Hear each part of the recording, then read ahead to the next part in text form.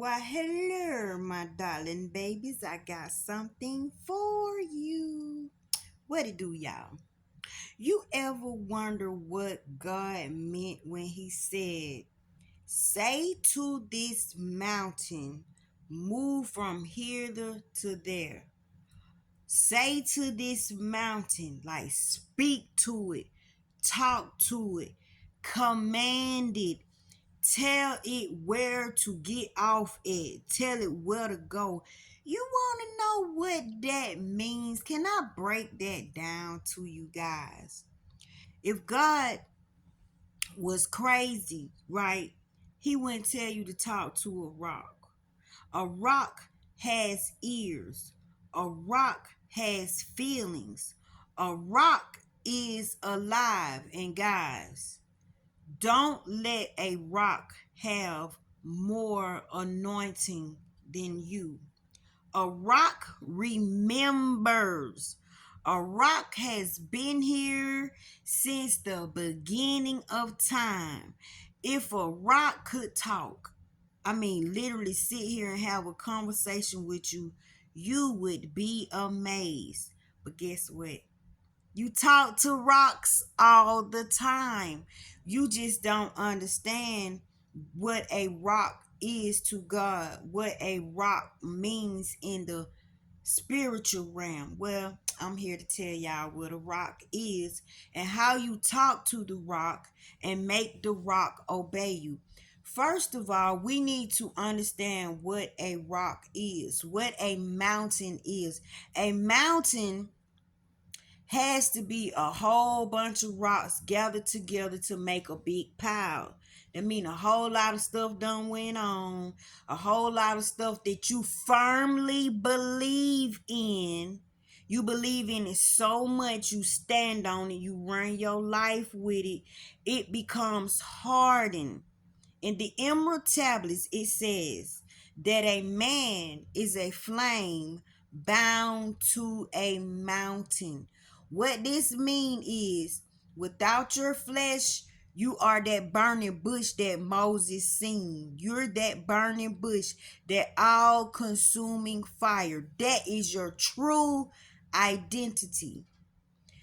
Bound to a mountain means you're bound to problems, you're bound to issues, you're bound to things that hold you down. You believe in things that are not true. You believe in things that lessen you, and these things bite you, they scratch you, they choke you, they try to drown you. Those are the little things that you say are after me and won't let me won't let me succeed, won't let me ascend, won't let me move forward. Well, it's your own thinking, it's your own beliefs that have become hardened. You won't change them no matter how bad you see your situation is.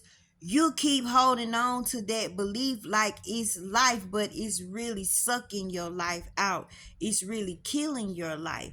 So, what these things are when they are practice behavior, meaning they become habitual, they have become your identity. You even repeat the stuff out of your mouth. These things have become frequencies. So you're permitting these frequencies out in the universe. So the universe is obeying your frequency. The universe doesn't have a yes or a no. It understands vibration. It understands frequency.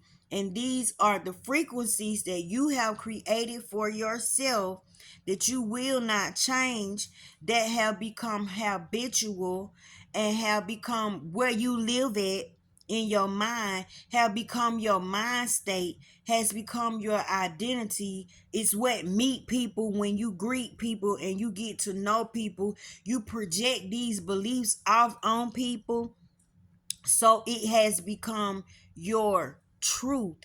And so these are the things that you need to speak to in your life and tell it that it no longer serves you, that you no longer need it, that it doesn't have to stick around. You can even say, well, thank you for being there when I needed you, but now I've outgrown this situation. You don't serve me anymore. You have to go. That is what he mean when he say, speak to this mountain and tell it to move. Either you move if you like being a mountain, or I'm going to go right through you and break you up into some little bitty rocks. That's what I tell my problems, y'all. I come after my problems now. I'm no longer a victim because I learned that I have been victimizing myself. So I'm going to help you identify some mountains in your life that you need to speak to, because these mountains have ears. And you need to tell these mountains that they no longer serve you, because they're permitting a frequency in the universe, and the universe is answering the frequency, not you. It's answering your frequency. So let me tell you what these mountains look like. Starting things but you don't finish them. You got a whole bunch of unfinished projects everywhere. You ever been seen a person say, I'll do this? Every time you turn around, somebody got a problem, I'll help you, I'll do this. They put themselves out there and knowing they don't even have the time to finish everything, so they leave things undone. This hurts people. This upsets people. You have people depending on you when you really can't come through because you're afraid to say no. So you're always saying yes when it's too much on you. It's just too much on you. So knowing you should do something and won't, because you have become used of complaining. That's another block. So one block is not being able to say no to people, always saying yes, always starting projects and never finishing them, and then you got all this backlash following you. That's a mountain that you need to move. Saying no does not make you a mean person. Knowing you should do something and won't, because you have become so used to complaining. A lot of us just like to complain. We'll complain about the weather. We'll complain about any dang on thing. It don't matter. You're going to complain every day. Some kind of complaint got to come out of your mouth. You ain't never satisfied. You ain't never happy about nothing. Even when everybody else is happy about everything, you will seek and search and find. I mean, it'll bother you if everything working out. You got to figure out what is wrong with something. That is a block. That is a mountain that you need to tell to get out of your way, because it's stopping you from growing. Thinking something is after you or stopping you from moving ahead, baby, it's the thoughts. It's you. It's nothing behind you. If you not tied up, somebody ain't got a gun to your head, you can do stuff. You can get up and go. If ain't nobody beating the crap out of you, you can go. And then it's even a way to get out of that.